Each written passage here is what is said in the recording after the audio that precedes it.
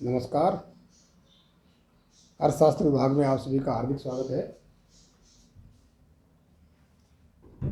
आज हम पढ़ेंगे केंद्रीय प्रवृत्ति के माप, मीन मोड मीडियन। हम राजर्षि भर्तृहरि मध्य विश्वविद्यालय के इकोनॉमिक्स के बीए पार्ट फर्स्ट की जो बुक है आर्थिक अवधारणाएं विधियां, उसके अंतर्गत समांतर माध्य, मध्यक और बहुलक जो हमारे कोर्स में है उसका अध्ययन करेंगे। समांतर माध्य किसे कहते हैं, मध्य किसे कहते हैं, बहुलक किसे कहते हैं और आंकड़ों की सहायता से कैसे ज्ञात किए जाते हैं, हम इनका अर्थशास्त्र में अध्ययन क्यों करते हैं। मैंने पिछले व्याख्यान में बताया था कि अर्थशास्त्र के अंतर्गत हम, अर्थशास्त्र एक ऐसा सब्जेक्ट है, यानी कि मेरे पहले व्याख्यान में था कि अर्थशास्त्र एक ऐसा सब्जेक्ट है जो कला संकाय के अंतर्गत सबसे स्कोरिंग और सरल सब्जेक्ट है। कारण क्या है? कारण यह है कि यहाँ पर हम अर्थशास्त्र के अंतर्गत कोई भी सवाल हो या पूरी इकोनॉमिक्स में हम जगह जगह जो कॉन्सेप्ट्स हैं उनमें हम टेबल का प्रयोग भी करते हैं, मैथमेटिक्स का प्रयोग भी करते हैं, डायग्राम का प्रयोग भी करते हैं। ठीक है, तो ऐसी स्थिति में जब हम उसमें टेबल का प्रयोग कर रहे हैं, मैथमेटिक्स का कर रहे हैं, तालिका कर रहे हैं, डायग्राम कर रहे हैं, इक्वेशन कर रहे हैं, तमाम चीज़ों का प्रयोग उसमें हम कर रहे हैं, तो ऐसी स्थिति में हमारा जो माइंड है वो हर सेक्टर में काम करता है। और हम जानते भी कि है कि एक चित्र जो हमारा है, एक रेखा चित्र 1000 शब्दों के बराबर होता है। यानी कि मैंने कहा था आपको कि अर्थशास्त्र में हम आगे जाके ऐसे ऐसे डायग्राम पढ़ेंगे जो एक डायग्राम से हम पूरा उसका डायग्राम क्या बताना चाह रहा है उसका अध्ययन कर देंगे। यानी कि हम इकोनॉमिक्स के अंतर्गत, मैं आपको बताऊंगा जब आप सेकेंड ईयर में पढ़ेंगे, थर्ड ईयर में पढ़ेंगे, इसमें फर्स्ट ईयर में भी है कि यदि हमारे डायग्राम समझ में आ गया, ध्यान रखिए, तो हम पूरे क्वेश्चन को आसानी समझ लेते हैं। यदि हमारे मैथमेटिक्स समझ में आ गई, जिसमें दे रखी हो, तालिका समझ में आ गई, इक्वेशन समझ में आ गया, तो ध्यान रखिए इसमें इकोनॉमिक्स सरल इसलिए है कि हम एक चीज़ से पूरे उस चैप्टर का या उस पूरे सिद्धांत का एनालिसिस आसानी से कर लेते हैं। तो हमारे डायग्राम समझ में आ गया, ध्यान रखिए, रेखा चित्र समझ में आ गया, तो हमको लिखना फिर क्या होता है, डायग्राम में कैसे बनाया, डायग्राम क्या दिखा रहा है, बस यही उसका वर्णन होता है। ठीक है, तो ठीक इसी प्रकार से ध्यान रखिए अर्थशास्त्र में हमारे जो जिसे हम केंद्रीय प्रवृत्ति की माप कहते हैं, इसका यानी कि स्टेटिक्स कहते हैं, एक तरह से सांख्यिकी। मैंने कहा स्टेटिक्स अलग चीज़ होती है, सांख्यिकी, मैथमेटिक्स अलग चीज़ होती है। ठीक है, और थ्योरेटिकल अध्ययन हम इसमें अलग करते हैं। तो ये स्टेटिक्स का पार्ट है, एक तरह से सांख्यिकी के पार्ट है, आंकड़ों का पार्ट है। सांख्यिकी मतलब क्या है? स्टेटिक्स मतलब क्या है कि आंकड़ों की सहायता से हम किसी आर्थिक क्रिया के निष्कर्ष पर कैसे पहुँचते हैं, या हम किसी आर्थिक क्रिया को उस आंकड़ों की सहायता से कैसे दिखाते हैं, कैसे दर्शित करते हैं। क्योंकि हम जानते हैं कि एक किसी चीज़ का हम अध्ययन करेंगे तो बहुत सारे आंकड़े होंगे। ठीक है, तो इस किसी भी आर्थिक क्रिया का अध्ययन करने के लिए बहुत सारे जो आंकड़े होते हैं, उन आंकड़ों को हम एक तरीके से पूरी तरह से डिफाइन नहीं कर पाते हैं, यानी पूरा हम दिखा नहीं पाएंगे एक ही जगह पे। मान सपोज कीजिए मैं आपसे कहूँ कि एक स्कूल है, ठीक है, उस स्कूल में 5000 बच्चे हैं और 5000 बच्चों के मार्क्स कितने कितने हैं, तो आप अनुमान लगाइए, कल्पना कीजिए कितना बड़ा, कम से कम 10 पन्ने चाहिए, सब एक एक का नाम लिखो, फिर मार्क्स लिखो। ठीक है, और उससे हमको पूरी एक तरीके से सही ढंग से उसका एनालिसिस भी नहीं कर पाएंगे, और चूंकि हम उसका एवरेज निकाल लेंगे, एक शब्द में आ जाएगा उत्तर कि इस क्लास के बच्चों का औसत परिणाम कितना है। क्योंकि हम जानते भी हैं जब जब रिजल्ट आता है कोई भी क्लास का, जैसे बोर्ड का रिजल्ट आता है, तो हम देखते हैं कि CBSE 12वीं का परीक्षा परिणाम इतने % रहा, 10वीं का परीक्षा परिणाम इतने % रहा, एवरेज निकाल लिया, ठीक, कितने % रहा। यानी कि अब उस परसेंट्स का मतलब क्या है, यानी कि परसेंट के आधार पर हम आसानी से अनुमान लगा सकते हैं कितने बच्चे बैठे थे, उसमें से कितने पास हुए। ठीक है, यानी समग्र का अध्ययन एक छोटी सी चीज़ से हम आसानी से लगा सकते हैं। तो जो केंद्रीय प्रवृत्ति के माप है हमारे, जो मीन मोड मीडियन है, समांतर माध्य है, मध्यकर, बहुलक है हमारे यहाँ कोर्स में। जब आप PG में जाओगे, ध्यान रखिए, जब स्टेटिक्स पढ़ेंगे वहाँ शास्त्र में, जो हम स्टेटिक्स सांख्यिकी का जो चैप्टर पढ़ेंगे स्टेटिक्स, तो वहाँ पर हम इसके समांतर माध्य, मध्यकर, बहुलक के अलावा गुणोत्तर माध्य भी पढ़ेंगे, हाथ माध्य पढ़ेंगे। ठीक है, और भी हम इसके अध्ययन करेंगे। स्टेटिक्स के अंतर्गत बहुत सारे चैप्टर आएंगे वहाँ पर, अंतर्गणन है, बाहरी गणन है, टेस्टेज हैं, किस प्रकार से प्रायिकता है कैसे ज्ञात करेंगे, ठीक है, तमाम चीज़ें जो स्टेटिस के अंतर्गत हम अध्ययन करेंगे, लेकिन फिलहाल हमारे यहाँ कॉन्सेप्ट में मीन मोड मीडियन है। खैर, तो मैंने बताया था कि ये समांतर माध्य है, इसको एक तरीके से एवरेज कहते हैं, अर्थमेटिक मीन या एवरेज, औसत। तो समांतर माध्य है ना कि किसी समूह का एवरेज ज्ञात करने के लिए ज्ञात किया जाता है। यानी कि हम ये कहें कि पूरी क्लास का रिजल्ट इतने परसेंट रहा है, या मैं आपसे भी पूछूं कि आपके 12th में कितने मार्क्स आए, ठीक है, तो आप सीधा आपका एवरेज बता देंगे कि इतने परसेंट आए मेरे मार्क्स। क्या वो परसेंट क्या है देखिए, वो एवरेज है, और उस परसेंट से अनुमान लगाया जा सकता है कि कोई बच्चा कितना इंटेलिजेंट है, कितने मार्क्स आए उसके, यानी कि कितना उसके अंक प्राप्त किए उसने, एक तरीके से तो एवरेज से ही पता लगाता है। हम अलग सब्जेक्ट्स का नहीं पूछेंगे, जैसे मान किसी के 20 सब्जेक्ट के एग्जाम दिए उसने, ठीक है, या 5 सब्जेक्ट के एग्जाम दिए, तो हम अलग अलग नहीं पूछते कितने परसेंट नंबर है, मार्क्स है, कि आपका एवरेज क्या रहा, ठीक। तो यानी कि उस बड़े आंकड़ों को समझने के लिए शॉर्ट में हम किस प्रकार से एवरेज का इस्तेमाल करते हैं, एवरेज का प्रयोग करते हैं, औसत का प्रयोग करते हैं। हालांकि इसीलिए, और मैंने कहा कि अर्थशास्त्र तो जान के इसमें तो हम आंकड़ों का अध्ययन करेंगे। हम केंद्रीय प्रवृत्ति की माप, मैंने शुरू में बताया था कि हम अर्थशास्त्र में उन क्रियाओं का अध्ययन करते हैं, उन आर्थिक क्रियाओं का अध्ययन करते हैं जो आर्थिक, हमारे चारों तरफ जो आर्थिक क्रियाएं हैं, उन आर्थिक क्रियाओं को समझने के लिए, उनका समाधान प्रस्तुत करने के लिए हम अध्ययन करते हैं। और मीन और मीडियन जो हम पढ़ रहे हैं, यानी कि ये भी अर्थशास्त्र में इसकी भी इंपॉर्टेंस ही है। हालांकि हम इकोनॉमिक्स में कोई भी ऐसा टॉपिक वैसे ही नहीं पढ़ रहे कि उसके अध्ययन के लिए पढ़ रहे हैं, मैंने कहा कहीं कहीं उसका आर्थिक मीन है, ठीक है, वो आर्थिक समस्या का एनालिसिस करता है और उसके लिए समाधान प्रस्तुत करता है, वो इंगित करता है, देखिए, अर्थात किसी आर्थिक समस्या को समझने के लिए संक्षेप में कोई तरीका बताता है हमको, ठीक है। तो इसलिए हम तमाम तरह की जो चीज़ें हैं, हमने आपको नहीं पढ़ा, और भी जो पढ़ रहे हैं या आप पढ़ेंगे, उन सभी का इसीलिए अर्थशास्त्र में अध्ययन किया जाता है, इसलिए हम अर्थशास्त्र में उनको पढ़ते हैं। तो मैंने बताया कि समांतर माध्य यानी कि एवरेज है, इसको मीन भी कहते हैं, ठीक है, और इसको हम एक्स बार से संबोधित करते हैं। एक्स बार, एक्स के ऊपर लाइन निकाल देंगे, एक्स बार यानी कि क्या है, इस समांतर माध्य का निशान है एक्स बार, ठीक है। यानी कि समांतर माध्य हो चाहे मध्य का हो चाहे बहुलक हो, ठीक है। मैंने कहा कि इनका आंकड़ों का अध्ययन करते हैं, हम आंकड़ों की सहायता से ये निकालते हैं समांतर माध्य, यानी कि इसका निशान हमारा एक्स बार से निकालते हैं, मध्य का को एम से दवा निकालते हैं, ठीक है। बहुलक जो होता है इसको जेड से निकालते हैं, ठीक है। बहुलक का मतलब जो अधिक बार है, आगे हम पढ़ेंगे, मध्य का है इसका मूल्य, और ये हम अभी पढ़ रहे हैं समांतर माध्य, समांतर माध्य, ठीक है। तो मैंने कहा कि हम समांतर माध्य हो चाहे मध्य का हो चाहे बहुलक हो, हम आंकड़ों का अध्ययन करते हैं, डेटा हमें दिए देते हैं, और उन डेटा के आधार पर हम उनका अध्ययन करते हैं, ठीक है। तो अब इनको समझने से पहले मैं आपको बताऊंगा ज़्यादा तीनों के अंतर्गत कि आंकड़े किस प्रकार से दिए हुए होते हैं, आंकड़े कैसे दिए होते हैं,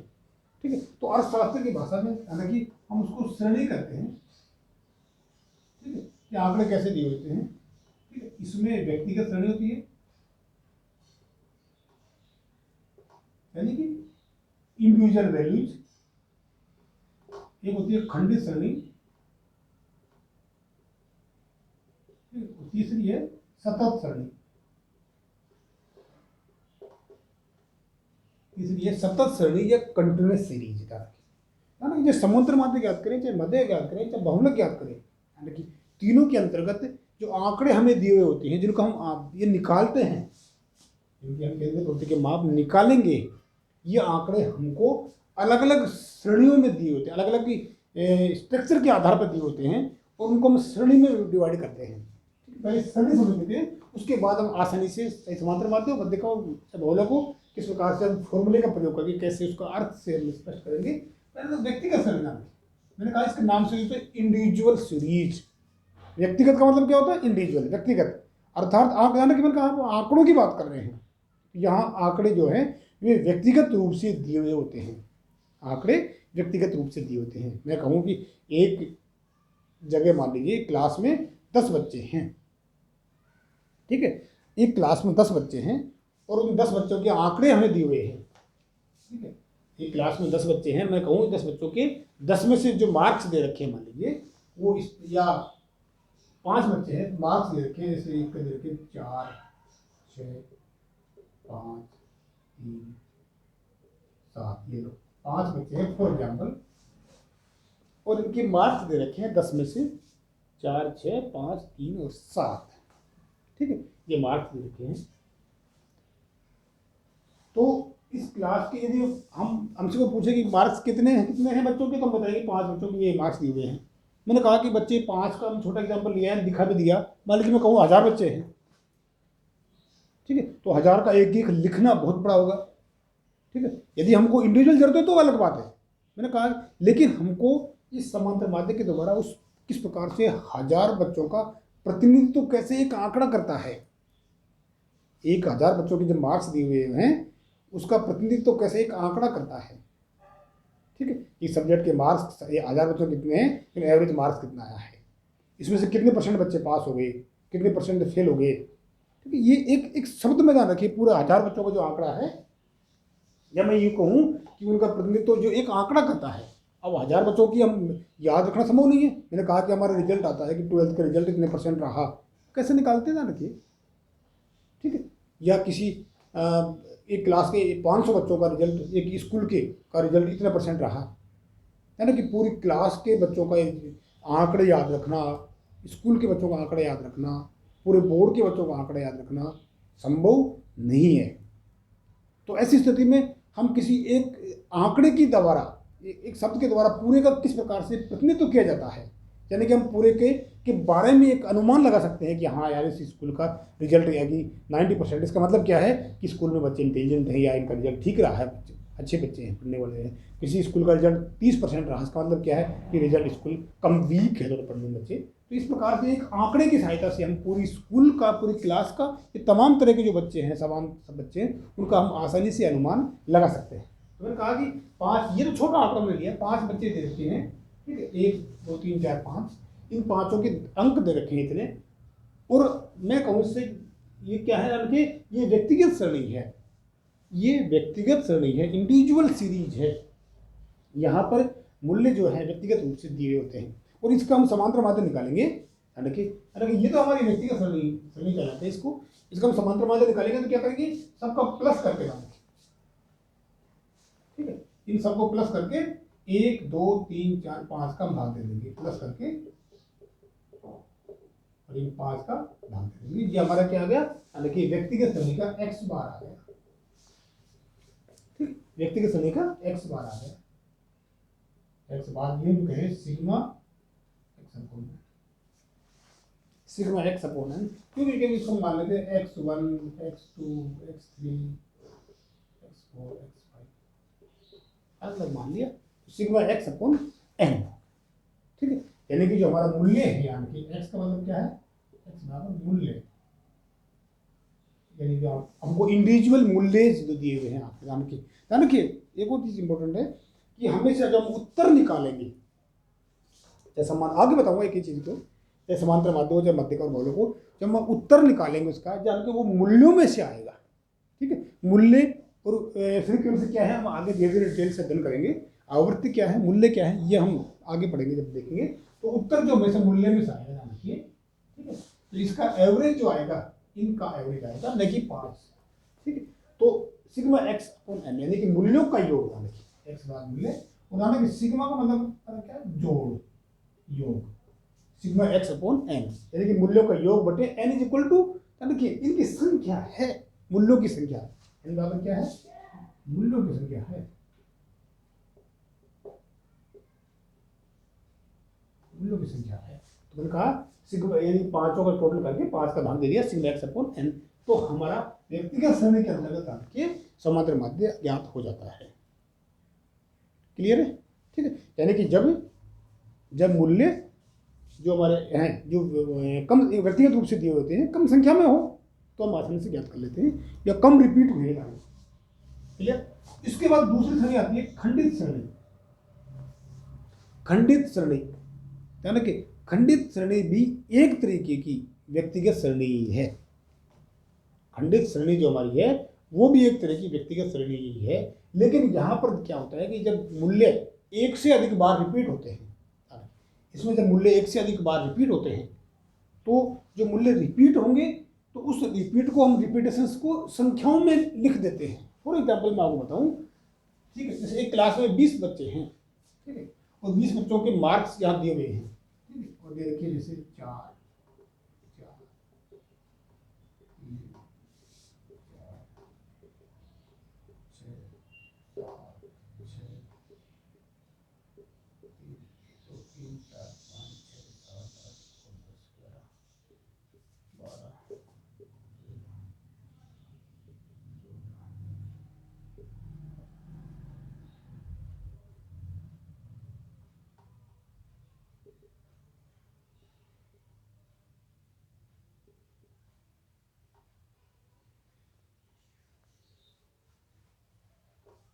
ठीक है, 3 3 6 3 9 3 12 15 3 18 20, आना की बराबर संख्या कितनी है, संख्या कितनी है हमारी 20, इक्वल टू 20 हमारा, ठीक है। ध्यान रखिए इसमें और इसमें कोई अंतर नहीं है, ये व्यक्तिगत सरणी है और यहाँ भी मूल्य व्यक्तिगत रूप से दिए हुए हैं, यहाँ भी मूल्य व्यक्तिगत रूप से दिए हुए थे, ठीक। तो ध्यान रखिए व्यक्तिगत सरणी और खंडित सरणी में ज़्यादा अंतर नहीं है, लेकिन एक अंतर क्या है, ध्यान रखिए खंडित जो सरणी होती है उस खंडित सरणी के अंतर्गत बहुत से व्यक्तिगत मूल्य दिए हुए होते हैं जो एक से अधिक बार रिपीट होते हैं। ध्यान रखिए इसमें हम देखा हम आपको 4 4 दिए जितना, यानी कि मार्क्स जो 3 से 8 के बीच में दे रखे हैं, 10 में से कोई मार्क्स, और हमको ज्ञात करवाया इसका समांतर माध्य ज्ञात कीजिए, एक्स वाई ज्ञात कीजिए। ध्यान रखिए इसका भी फॉर्मूला वही है, सिग्मा एक्स अपॉन एन, ध्यान रखिए, ठीक है। ये व्यक्तिगत सरणी में है, लेकिन मैंने कहा कि जब मूल्य ज्यादा दिए हुए होते हैं तो ध्यान रखिए इस सरणी को हम शॉर्ट में करने के लिए, इसको संक्षिप्त में करने के लिए इसको हम खंडित सरणी में कन्वर्ट कर देते हैं, ठीक है, इसको हम खंडित सरणी में कन्वर्ट कर देते हैं, ठीक। और खंडित सरणी में कन्वर्ट करने का मतलब क्या है, ताकि इसमें जो मूल्य हैं उनकी हम कितनी बार रिपीट हुआ वो लिख देते हैं। तो इस जो हमारी श्रेणी है ध्यान रखिए इसमें इधर लिख देगा मूल्य, ठीक है, और यह लिख देंगे हम उसको फ्रीक्वेंसी, यानी कि एफ, आवर्ती। आवर्ती मतलब क्या है कि मूल्य कितनी बार रिपीट हुआ है, कितनी बार आवर्त हुआ है, और मूल्य हम लिख देंगे 3 से स्टार्ट में, मूल्य कम से कम है 3 4 5, 3 मूल्य दिए हुए, यानी कि 3 4 5 6 7, तो इसमें मूल्य दिए हुए हैं। एन बराबर जो हमारा रखिए सिग्मा एफ बराबर ये 20 आएगा, हम 20 मूल्य रखें, ठीक है। हाँ बताऊँ कैसा है, ठीक है। मैंने कहा कि ये मूल्य व्यक्तिगत रूप से दिए होते हैं, जाना कि ये हमारी व्यक्तिगत श्रेणी है, ये जो श्रेणी है ये हमारी व्यक्तिगत श्रेणी है,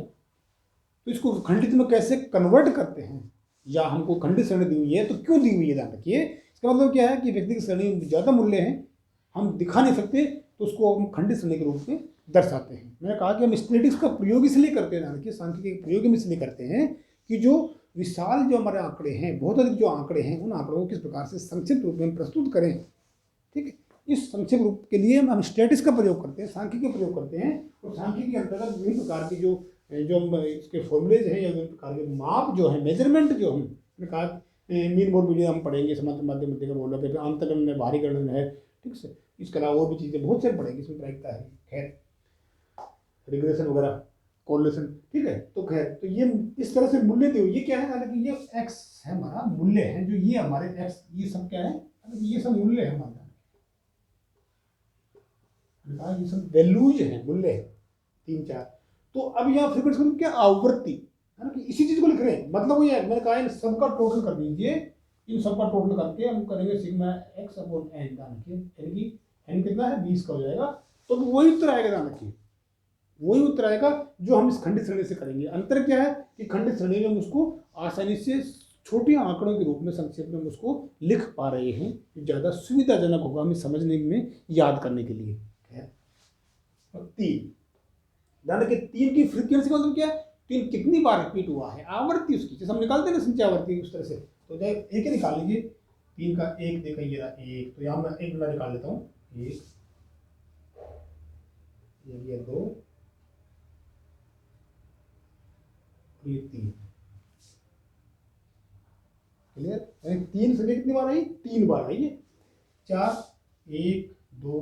3 4 5 5 बार आई, 5 5 वाली संख्या 1 2 3 4 12 ये 6 1 2 3 4 7 हमारा कितनी बार आया 1 2 3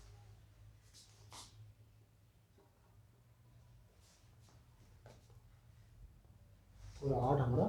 एक बार आया 5 3 8 4 12 12 4 16 4 20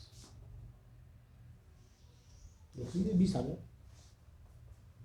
ठीक है यानी कि 20 आ गए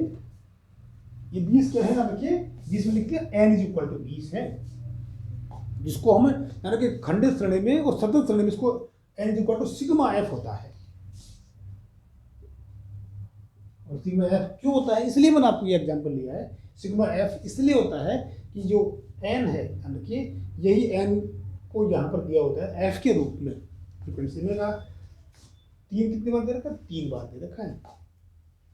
ठीक तो यानी कि इस तरह से जब कोई खंडित श्रेणी में दे रखा है और उसका हम समांतर माध्य ज्ञात करेंगे तो उसका फॉर्मूला है x बार बराबर sigma f x upon n sigma F X upon N का मतलब क्या है सिग्मा का मतलब होता है जोड़ मैंने कहा टोटल लास्ट में एफ एक्स का जोड़ एफ को एफ दिया हुआ है ये रहा एफ ठीक है इस एफ को एक्स से गुणा करेंगे उसका टोटल कर लेंगे तो सिग्मा एफ एक्स हो जाएगा एन बराबर जो होता है वो मैंने कहा एन यहाँ पर सिग्मा एफ होता है यानी कि उत्तर वही आएगा जो ये आया जो ठीक है सिग्मा आप एक एक करेंगे यानी लिखेंगे एफ एक्स ठीक है यानी कि मीन और मीडियन हो चाहे आप कोई सा भी स्टेट्स का टॉपिक हम पढ़ें सबसे आसान तरीका उसको सोल्व करने का उसको कि हम सबसे पहले उसका फॉर्मूला लिख लेना सबसे पहले हम उसका फॉर्मूला लिख लें क्यों क्योंकि फॉर्मूले से हमको मालूम पड़ जाएगा कि हमको क्या क्या चीज़ों का अध्ययन करना है तो sigma F X upon N तो एफ एक्स हो गया यानी कि एफ एक्स के नीचे का टोटल हो जाएगा सिग्मा एफ एक्स और एन हमारा ये रहा सिग्मा एफ एक्स एफ को एक्स से गुणा करना है ये एफ रहा है एक्स 3 3 9 20 21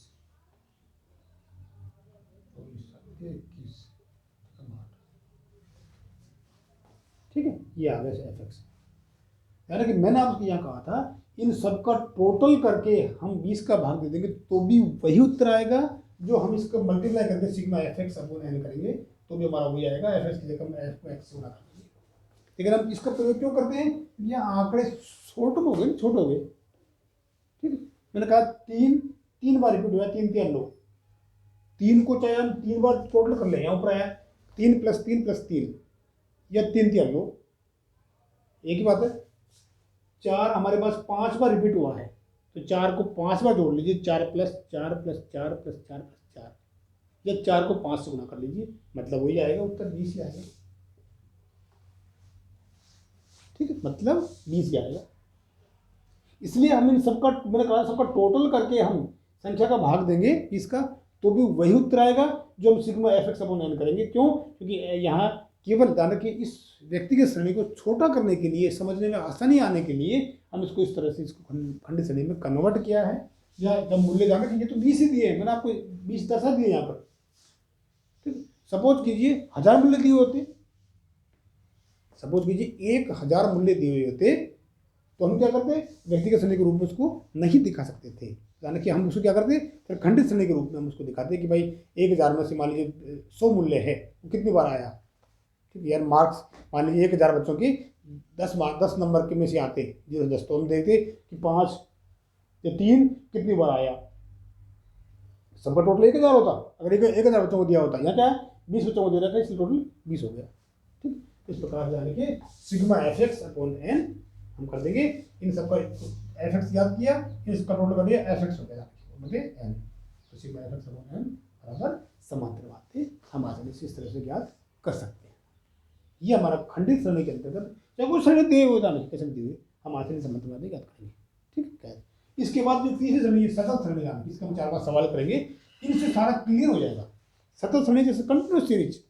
देखो गैप नहीं जान रखी सतत श्रेणी का सबसे बढ़िया इसका क्या है याद करने का तरीका क्या है कि हम समझाने का तरीका क्या है किसे कहते हैं सतत श्रेणी न्यूनतम मूल्य से अधिकतम मूल्य के बीच में कहीं कोई गैप नहीं होना चाहिए। ये हम पढ़ेंगे टेबल से, उस हम किस प्रकार से समझा करेंगे। नेक्स्ट व्याख्यान में हम किस प्रकार सतत श्रेणी में समांतर माध्य ज्ञात करेंगे वो हम अध्ययन करेंगे। फिर 4-5 एग्जाम्पल लेके फिर हम देखेंगे, फिर इनके लिए हम और एग्जाम्पल लेंगे अगर हमें दिक्कत आएगी तो। थैंक यू, धन्यवाद।